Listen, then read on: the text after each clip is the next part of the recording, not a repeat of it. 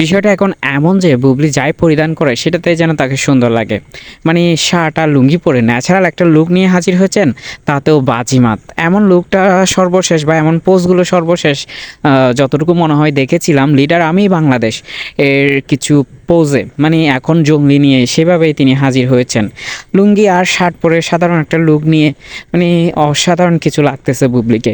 মানে বুবলির এইখানেই সফলতা যে তিনি যাই পড়েন তাই ট্রেন্ড হয়ে যায় এবং তাই এক ধরনের কি হয়ে যায় যে মডেল বা তাই এক ধরনের সৌন্দর্যের পরিণত হয়। তো এই ছবিগুলো তিনি পোস্ট করেছেন তার আপকামিং সিনেমা জঙ্গলির প্রমোশন হিসেবে, যেখানে লুঙ্গি আর শার্ট নিয়েই সিয়াম তো বাজিমাত করেছে।